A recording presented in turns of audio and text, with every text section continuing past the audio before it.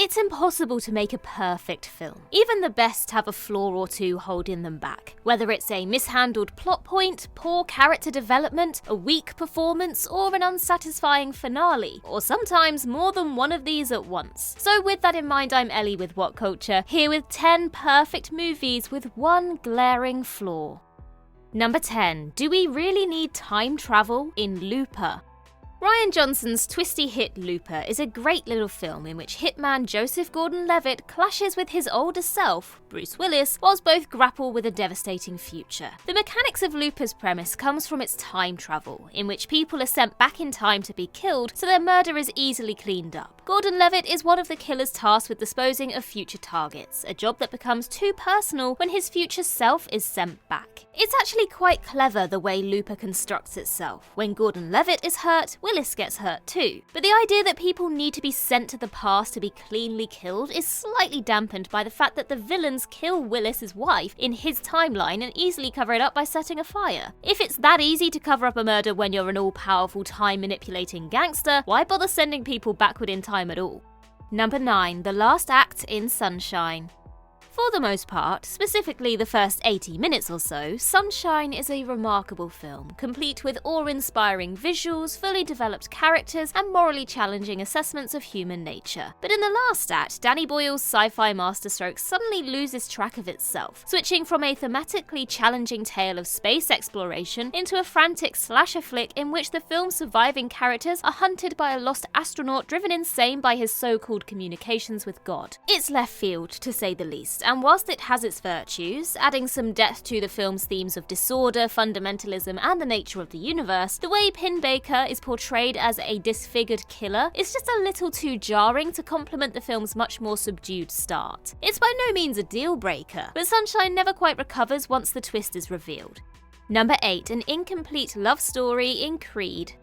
To many, Creed is the best film in the Rocky franchise, but it does have one flaw, courtesy of its romantic subplot. Adonis starts seeing musician Bianca early in the film, and they stick together until the middle act throws the younger Creed's life into disarray. Distressed by the news that Rocky has cancer, Adonis loses his cool and at one point assaults the headliner of Bianca's latest gig. The outburst causes Bianca to cut him out of her life, which acts as a major turning point in Adonis's desire to be world heavyweight champion. In the last act, though, Rocky, off-screen, coaxes Bianca back into Adonis's arms, a welcome twist that nonetheless feels slightly anticlimactic, since we never see them properly reconcile after their apparent split. It all feels a bit too forced, which is a shame considering how measured the rest of the film is. Number 7. One twist too many in The Dark Knight Rises.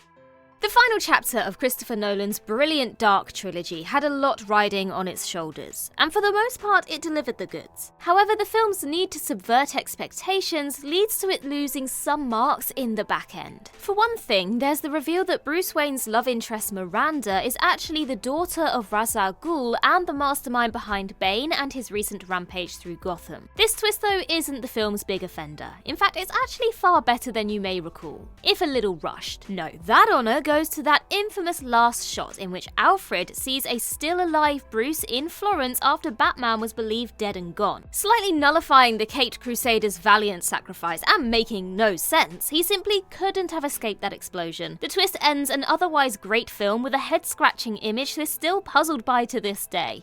Number 6. A sex scene that misses the point in Watchmen.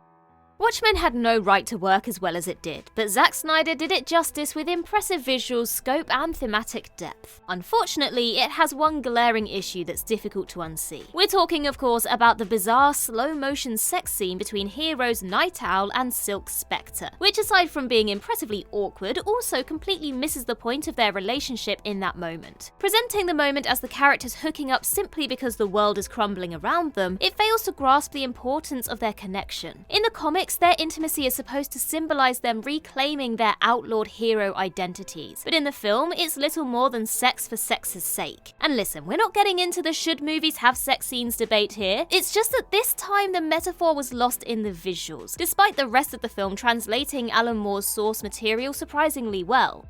Number 5. The Ewoks in Star Wars Return of the Jedi.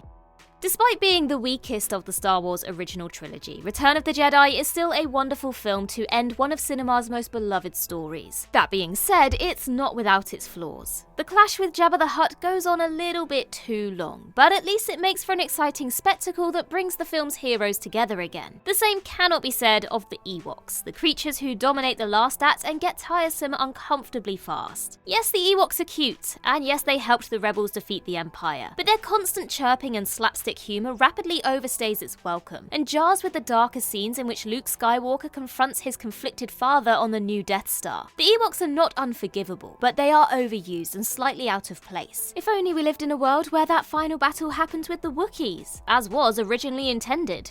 Number 4. Unsatisfying fates in War for the Planet of the Apes.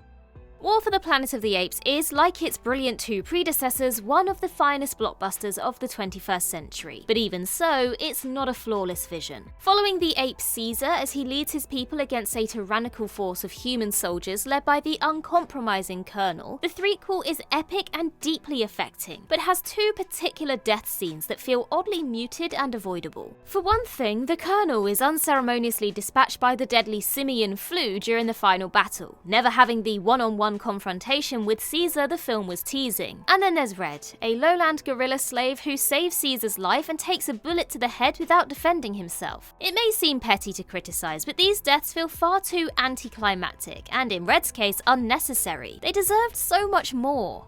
Number 3. The Mandarin twist in Iron Man 3. Here's your friendly reminder that Iron Man 3 is a great film, and one of the MCU's best installments. It also has one of its oddest twists. Throughout the movie, Tony Stark is taunted and terrorized by the elusive terrorist the Mandarin, who the hero eventually hunts down. Only the Mandarin is actually an actor called Trevor put in place by the real villain Killian to scare everyone. Now, it's not quite as bad as you might recall. The way the movie treats Killian's conflicted right hand Maya is arguably worse, but the way the Trevor reveal is played for laughs feels completely out of place with the rest of the film, which is hard to focus on once Ben Kingsley spills the beans. For a film that's so moody and melancholic, this bizarre plot twist and burst of lazy comedy just doesn't sit quite right, and Iron Man 3 could have done without it. Number 2. Harvey Keitel's performance in The Last Temptation of Christ. In one of his finest films, Martin Scorsese tells the story of Jesus with deep humanity, controversy, and career-best performances. Except there's a slight hitch in that last point, because whilst the likes of Willem Dafoe, Barbara Hershey, David Bowie, and the late great Harry Dean Stanton are on remarkable form, Harvey Keitel is noticeably out of place as Jesus' disciple and eventual betrayer Judas. He does okay with the material he's given, don't get me wrong, but the decision to use his natural Brooklyn accent in the role clashes with the film's biblical story and time period. Whenever Keitel talks, it just feels like he's trapped in a different film and no one told him. The Last Temptation of Christ is one of many Scorsese-directed masterpieces, so Keitel doesn't even come close to ruining it, but once you notice his accent, it's kinda hard to ignore. Number 1. The exposition in Psycho. As it stands, Psycho might be the greatest slasher movie ever made, and in terms of pure filmmaking craft, is a masterclass with few equals. That being said, the horrific, mysterious story of Norman Bates does have one flaw, courtesy of its ending, wherein a psychiatrist dumps a heap of exposition, explaining Bates's actions and his mental deterioration in vivid detail. It's a painfully unnecessary scene that, viewed through modern eyes, feels slightly condescending, like Alfred Hitchcock didn't trust his audiences to understand the story they'd just been told. Everything the psychiatrist says is obvious, but Hitchcock clearly didn't like the idea of show don't tell this time around. Far be it from me to tell the master of suspense how to make a good film, but this is one scene Psycho could have done without. The rest of it though, perfect. And that concludes our list. If you think we missed any or you disagree, then do let us know in the comments down below, and while you're there, don't forget to like and subscribe and tap that notification bell. Also head over to Twitter and follow us there, and I can be found across various social medias just by searching Ellie Littlechild. I've been Ellie with What Culture. I hope you have a magical day, and I'll see you real soon.